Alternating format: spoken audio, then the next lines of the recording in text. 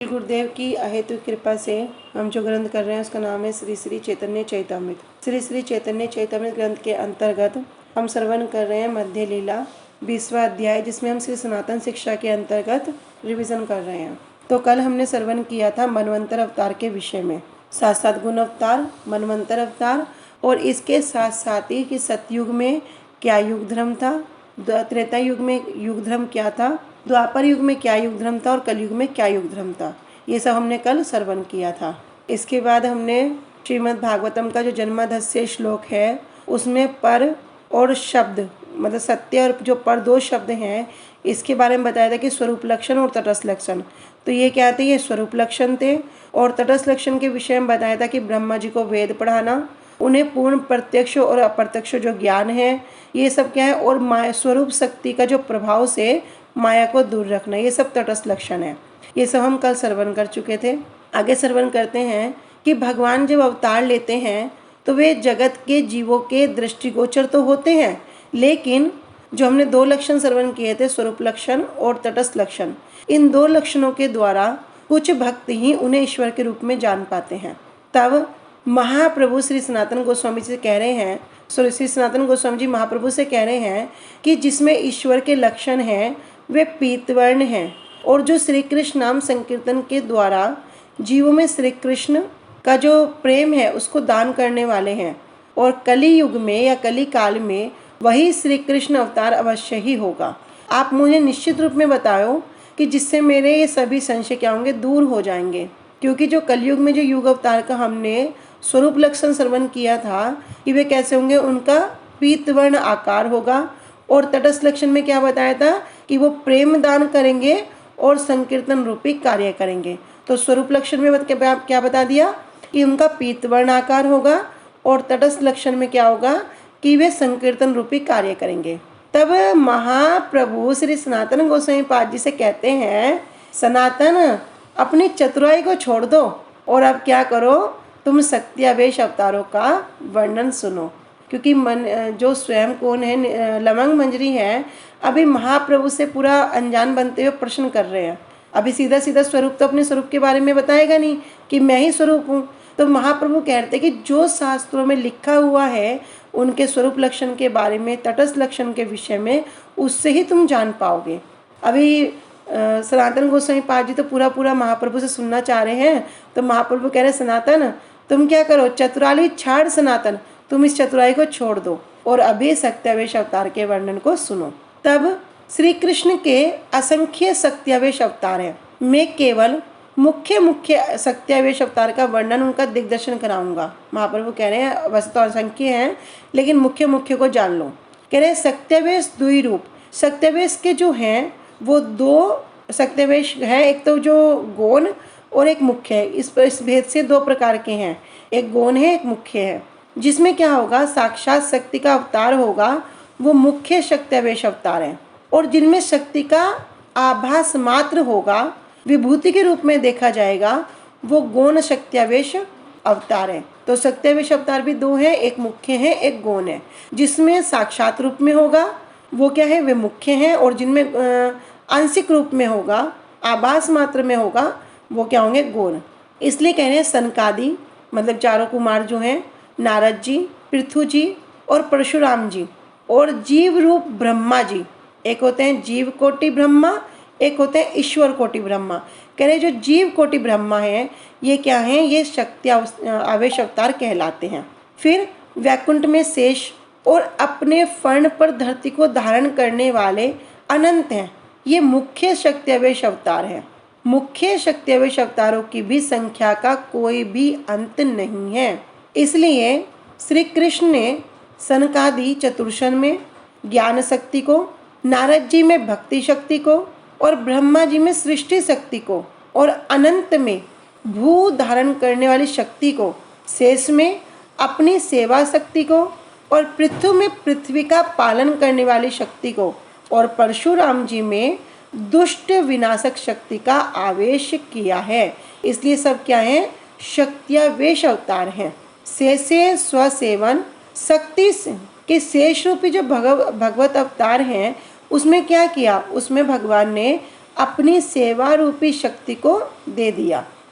और जो ज्ञान शक्ति आदि कला के द्वारा जिनमें भगवत आवेश है, ज्ञान शक्ति किसमें? चतुर्सन में, उन सभी महान व्यक्तियों में श्रेष्ठ जीवों को आवेश अवतार के रूप में गणना की जाती है। अभी हमने सुना जो विभूति है जिसमें मतलब उनका आवेश मात्र है, कैसा आवेश? नाम मात्र का। तो वह कह रहे हैं कि गीता के 11वें अध्याय में श्री कृष्ण के संपूर्ण विश्व में व्याप्त रूप में भगवान की जिन विभूतियों का वर्णन किया गया है उनको क्या कहते हैं? उनको विभूति कहते हैं, क्योंकि इनमें क्या है? आभास मात्र है, शक्ति का आभास मात्र है। श्री कृष्ण से शक्त्या भावेश ही जगत व्याप्त है, इसलिए जो सब जीव विभूतिमान और श्रीमान हैं उन्हें मेरे तेज के अंश से उत्पन्न जानो। कि वे क्या है? मेरे तेज का भी जो अंश है उससे उनको उत्पन्न जानो। संपत्ति युक्त, बल, प्रभाव आदि अतिशय गुणों से युक्त जो भी प्राकृत वस्तु है तुम उसे उसे ही मेरे तेज के प्रभाव से उत्पन्न जानना। तेज मतलब भगवान का जो तेज है उसका भी जो अंश है उससे ही उत्पन्न जानना। इसलिए भगवत गीता में भगवान अर्जुन को कहते हैं, हे अर्जुन, बहुत सारे ज्ञान को जानने से तुम्हारा क्या प्रयोजन? तुम तो बस इतना ही जान लो कि मैं अपने एकांश मतलब अपने एक अंश से इस समस्त जगत को धारण करके रखता हूँ। इस प्रकार अभी महाप्रभु श्री सनातन गोस्वामी जी से कहते हैं कि मैंने तुम्हें सत्यावेश अवतारों के विषय में बताया, अब तुम श्री कृष्ण के बाल्य, पौगंड अवस्था आदि के लक्षणों को सुनो। हाँ, तो रात दिन कुल मिलाकर 60 दंड होते हैं और उसमें 3600 पल होते हैं। ठीक है, तो सूर्योदय से लेकर सूर्य 60 पल के परिमाण में क्रमशः ऊपर उठता है और 60 पल का जो होता है एक दंड होता है और 8 दंड का एक पहर होता है। ठीक है, ऐसे 1 2 3 4 पहर चलते हुए सूर्य क्या होगा? अस्त होता है। और जब 4 पहर बीत जाएंगे तो 4 पहर फिर बीत जाने पर क्या होगी? पुनः सूर्योदय उदय होता है। तो सूर्य का एक मंडल में घूमने के समान श्री कृष्ण की लीला का भी एक मंडल है। जैसे हम कहें ना भगवान की लीला क्या है? नित्य है, निरंतर चलती रहती हैं। उसी को यहाँ पर उदाहरण समझा रहे हैं कि सूर्य का जो एक मंडल है उस मंडल में घूमने के समान श्री कृष्ण की लीला भी एक मंडल है, जिसमें श्री कृष्ण की लीलाएं क्रमशः प्रकट होती रहती हैं। 14 मनवंतर काल में यह मंडल सभी ब्रह्मांडों में व्याप्त होकर क्रमशः घूमता रहता है। अर्थात श्री कृष्ण की लीलाएं एक के बाद एक ब्रह्मांड में क्रमशः प्रकट होती रहती हैं। 125 वर्षों तक श्री कृष्ण की लीला का प्रकट प्रकाश होता है। जो हम सुनते हैं कि भगवान ने क्या किया, 125 साल तक लीलाएं की। और ब्रज और पुर अर्थात मथुरा एवं द्वारका में प्रकट लीला का आस्वादन करते हैं। जलती हुई मशाल को तेजी से घुमाओ, तो तेजी से घुमाने पर क्या होगा? एक अटूट मतलब जो टूटता नहीं है, ऐसा एक अलात चक्र बन जाएगा, अग्नि का चक्र बन जाएगा, वो जैसे दिखलाई देगा। उसी प्रकार श्री कृष्ण की लीलाओं का भी एक चक्र चलता है और समस्त लीलाएं समस्त ब्रह्मांडों में क्रमशः उदित होती रहती हैं। इसलिए कह रहे हैं जन्म, बाल्य, पौगंड और किशोर अवस्था को प्रकाशित करते हुए क्रमशः क्या किया? पूतना वध आदि आदि मतलब जितनी भी और लीलाएं हैं, बकासुर, धेनुका, जितनी भी सब वध हैं, कह रहे सारी लीलाएं भगवान की करने से लेकर मूषल लीला, जब मूषल लीला मतलब जब यदुवंश का जो विनाश की लीला है तक श्री कृष्ण की जितनी भी लीलाएं हैं वो अभी भी किसी न किसी ब्रह्मांड में इनमें से कोई ना कोई लीला निरंतर नित्य चलती रहती हैं। इसलिए क्या कहें? नित्य लीला। नित्य लीला मतलब जो हर समय विराजमान है। इसलिए वेद और पुराण श्री कृष्ण की लीला को नित्य कहते हैं। चिन्मय गोलोक और गोकुल धाम में भी श्री कृष्ण की भांति सर्वव्यापक और ऐश्वर्यशाली है। श्री कृष्ण की इच्छा से चिन्मय गोलोक और गोकुल धाम ब्रह्मांडों में श्री कृष्ण के साथ प्रकाशित होते रहते हैं। इसलिए श्री कृष्ण की लीलाएं नित्य, चिन्मय और गोलोक धाम में होती हैं। वही लीलाएं भौतिक ब्रह्मांडों में क्रमशः मतलब उसी क्रम के अनुसार प्रकट होती रहती हैं। इसलिए श्री कृष्ण लीला नित्य प्रकट रहती है और अनंत ब्रह्मांडों में समय समय पर क्रमशः नित्य लीला प्रकट होती है। एक ब्रह्मांड में श्री कृष्ण जन्म लीला से आरंभ करके 125 वर्षों तक मूषण लीला के अंत तक प्रकट होकर उस ब्रह्मांड में लीला अप्रकट हो जाती है। श्री कृष्ण की एक क्षण की लीला जब एक ब्रह्मांड में समाप्त होती है, तब वही लीला क्या होगी, दूसरे ब्रह्मांड में शुरू हो जाएगी। जब इस ब्रह्मांड में दूसरे क्षण की लीला आरंभ हो जाती है, तो इसी प्रकार असंख्य अनंत ब्रह्मांडों में प्रत्येक क्षण से संबंधित लीला प्रकट होकर अन्य ब्रह्मांड में फिर से उसी सन से संबंधित लीला का उदय हो जाता है। इसके उदाहरण में सूर्य का जो भ्रमण मार्ग है, अर्थात जो ज्योतिष चक्र है, वो भ्रमण कहा गया है। अनंत ब्रह्मांडों में श्री कृष्ण की असंख्य लीलाएं क्रमशः उदित होकर अप्रकट हो रही हैं और जीव के ज्ञान से उस अनंत लीला की उपलब्धि संभव नहीं है। गंगा की धारा जिस प्रकार निरंतर है, आलात चक्र भ्रमण जिस प्रकार निरंतर है, जिस प्रकार व्यापक है, उसी प्रकार श्री कृष्ण लीला भी निरंतर प्रकट होना भिन्न भिन्न ब्रह्मांडों में उपलब्ध होता है। श्री कृष्ण की जन्म और पौगंड, किशोर आदि लीलाएं नित्य ही संगठित हो रही हैं। किसी एक ब्रह्मांड में रहने वाले जीवों को श्री कृष्ण लीला की नित्य प्रकट होने की अनुभूति नहीं होने पर भी उनकी लीला की नित्यता है। अभी किसी को अनुभूति नहीं हो रही तो क्या नहीं लीला चल रही? क्या नहीं, लीला चल रही है। सभी लीलाओं के एक समय में नित्य प्राकट्य का नाम ही नित्य लीला है। दोबारा सुन लो, क्या सभी लीलाओं के एक समय में जो नित्य प्राकट्य है, वो प्राकट्य का नाम ही क्या है? नित्य लीला है। किंतु परपंच में कर्म पूर्वक ही लीलाओं का प्राकट्य होता है। उस समय अन्य अन्य लीलाएं अन्य ब्रह्मांडों में प्रकट होती हैं। इसलिए किसी एक ब्रह्मांड में एक ही समय में उसका नित्यत्व दिखलाई नहीं देता। वास्तव में लीला नित्य है। 14 मनवंतर अर्थात कल्प के निर्दिष्ट काल में किसी एक ब्रह्मांड में कर्म पूर्वक श्री कृष्ण लीला मंडल पुनः घूमता है। इसलिए लीला क्या है? अनित्य नहीं है। अन्य किसी ब्रह्मांड में चल रही नित्य लीला हमें दिखलाई नहीं पड़ती। ये कहकर इस ब्रह्मांड के लोग नित्य लीला की उपलब्धि करने में समर्थ नहीं होते। इसलिए वेद, पुराण आदि नित्य लीला की बात ही कहते हैं। गोलोक की नित्य विहार स्थली क्रमशः ब्रह्मांड में प्रकट होती है।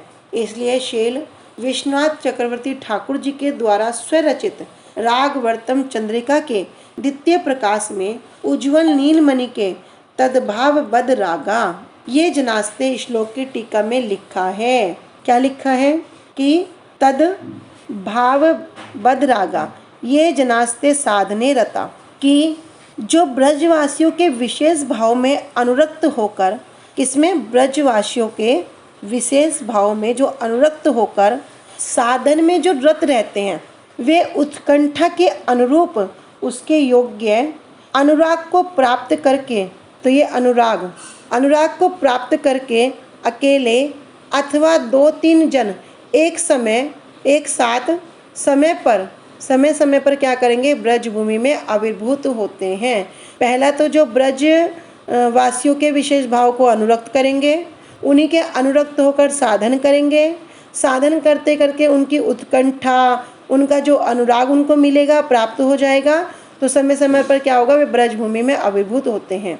यहाँ पर अनुरागोध अर्थात रागानुग भजन उचित उत्कंठा स्थायी भावगत अनुराग नहीं है। क्यों? क्योंकि साधक की देह में अनुराग की उत्पत्ति असंभव है।